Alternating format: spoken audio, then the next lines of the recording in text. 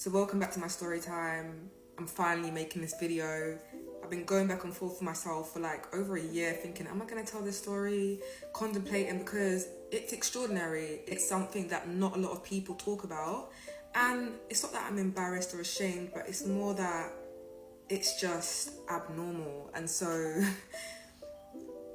people might judge and people might have their own opinions, and I kind of just strayed away from talking about it, but I'm ready to talk about it today. That's why I made this video. So I'm here to talk about my exorcism that I didn't actually know I was having. If anyone's actually seen my previous story time about the spiritual warfare battles I've been going through, and you would see in the video I speak about how for a while I was targeted by an ex-friend who was spiritually attacking me and I didn't even know. And then after coming home one evening after being extremely intoxicated, smoking weed and drinking alcohol with that same friend and his friend, this is when the life-changing spiritual attack happened. So over a period of time, I had noticed that only when I smoked weed, I realized that I would feel certain situations happening energetically, which I didn't understand. It would feel like I was having like a spasm, like a mini spasm. I felt like something was like forcing itself inside me. So from what I could see, because nothing major happened after this, I kind of just like brushed it off. I did start to notice changes in my behavior, but it was just small things that I kind of just overlooked. On the final night, it was happening again. But this time, it was happening more abruptly. I was so depressed at this point to the extent where I didn't actually care what was going on. Like I could literally feel as I was laying in my bed, something was just literally hitting into me. But I was just so depressed, so tired, so exhausted from life. I just didn't care, didn't really put no thought into it no more. So I ended up falling asleep, waking up the next day. That's when I had these supernatural experiences and I started like, hearing things, and things were going on around me in my house, alarms going off, and all this crazy paranormal stuff was going on for a long time. During this time, I started to pay more attention to what was going on with my body, and I realized that I was changing. So for example, I realized that when I would walk, I was literally speed walking, and I never used to walk so fast. So I started to realize like, hold on, why am I walking so fast everywhere I go? So it's like I was trying to control my walking at some point. It's like trying to slow myself down, but it's just like my legs were just carrying me everywhere I walked. I also noticed that when I was eating like a scavenger. It's not embarrassing, but the reality is I was eating like a scavenger, and I noticed that. I started to think, hold on, why am I eating like this? Like I'm eating mad savage. So I started to notice these things, and also the fact that I couldn't look anyone in the eye when I was talking to them. I just remember speaking to people like here and there on my journeys, and I just couldn't look people in the eye and have a conversation. I just always found myself looking away or feeling intimidated in some way, and that never used to happen to me before. The last thing that I noticed was that when I was laying down, my arms, they would just be moving. They'll just move by itself or just nudge. And I'd be like, what the hell? Like without me even thinking or doing so. So by this point, I'm shook. I'm thinking to myself, like, what's going on in my body? Like, I'm obviously thinking the obvious because of what's going on already in my life with this whole spiritual warfare and all these situations that I am new to. Because I was addicted to cannabis, I feel like I lost my identity a long time ago from smoking. But by this point, I felt it even more. But although I was doing my research anyway on these spiritual attacks and trying to solve this issue and how I get rid of it, I decided to look for a priest online.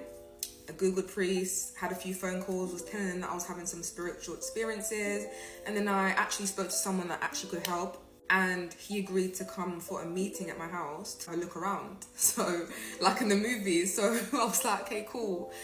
So he came a couple of days later. He had the similar situation that happened to him, where he was attacked by some spiritual warfare, and that's what actually brought him to becoming a priest.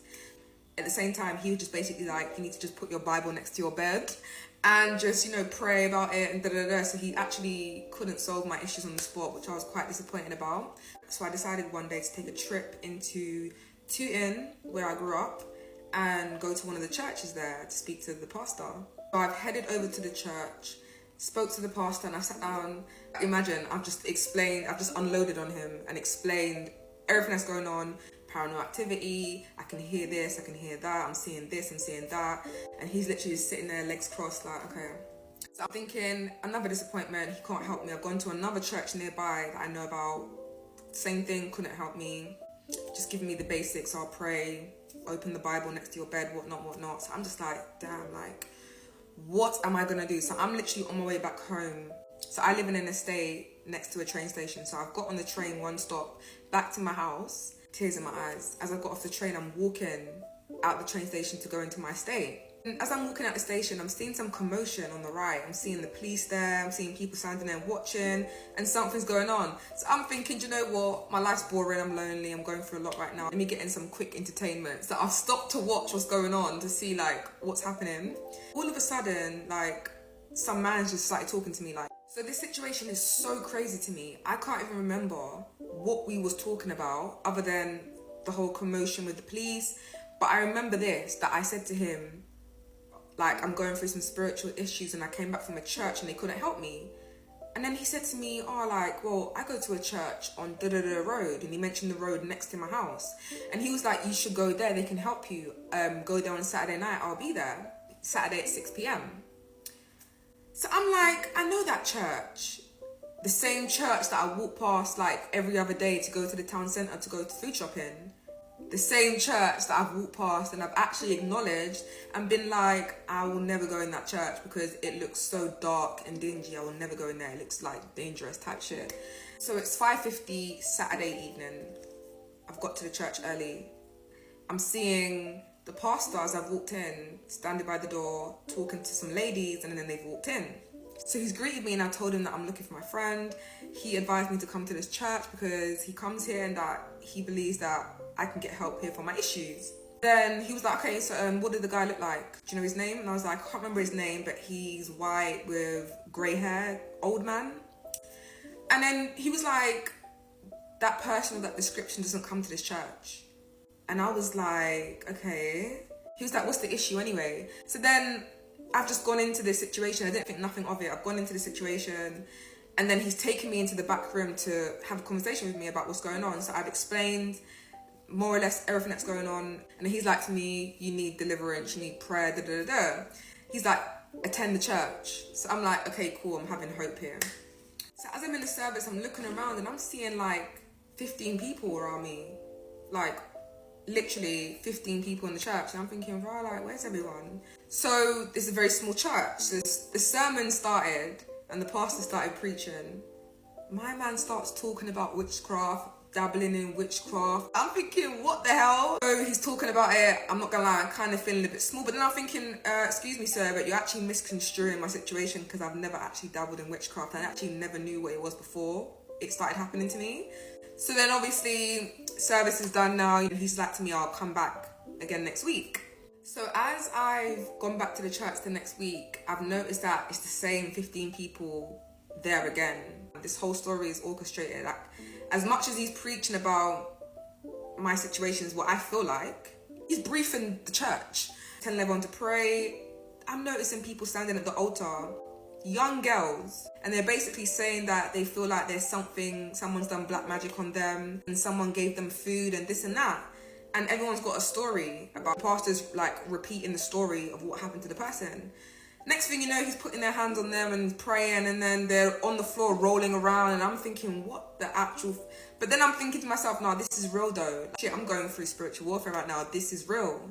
So I'm feeling way more comfortable now because I'm thinking, well, like, I'm not the only one. I'm not alone. Like, people are actually going through this. After service, he's come to me and he said to me, come back next Friday, 7 p.m.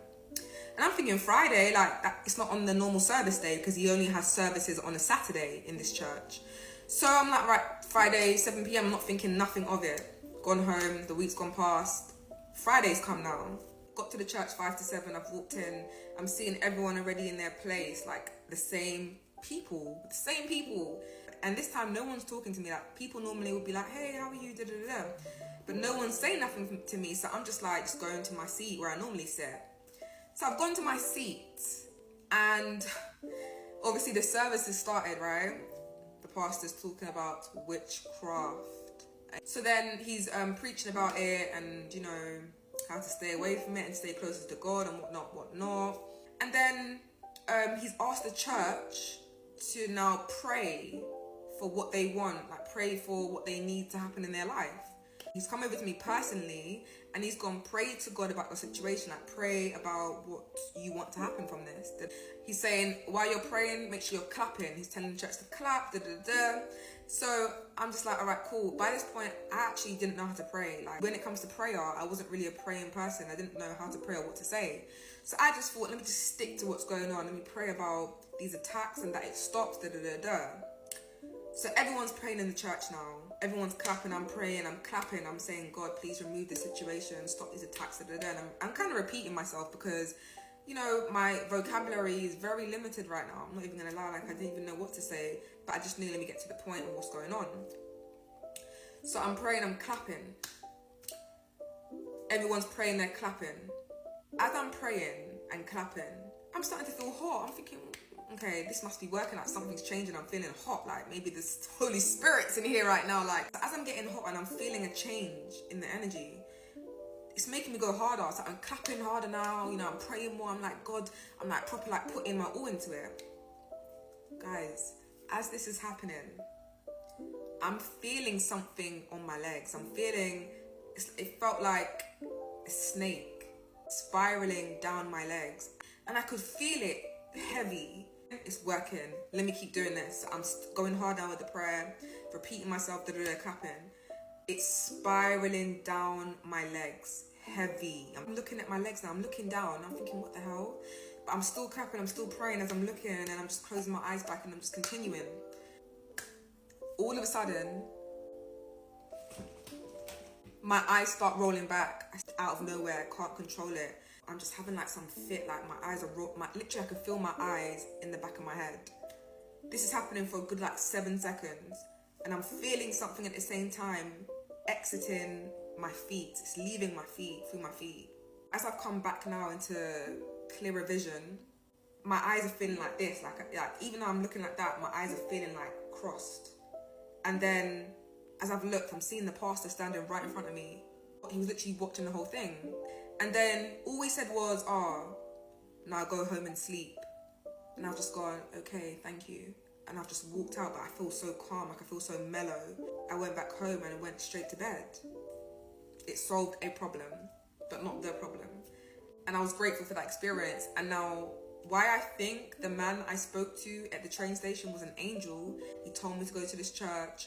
You know, he actually doesn't attend the church. No one knows who this guy is. The more I thought about this man I was talking to, my memory was fading. The longer time passed, the more this whole situation of the man faded away. Apart from him telling me to go to the church, I just felt like this man must be some divine entity or something. God sent him, because lo and behold, the man directed me to this church, and then this whole exorcism thing happened to me that I wasn't expecting to happen either. And so it just kind of felt like a whole divine intervention. So I believe angels are real and that they are walking the streets, and that God will place people in your life for a reason. So everything happens for a reason, and this whole experience has taught me a lot about life, about myself. The lessons that I've learned from this experience is to never be ashamed of your journey or your experiences, because it creates character and it provides you with knowledge.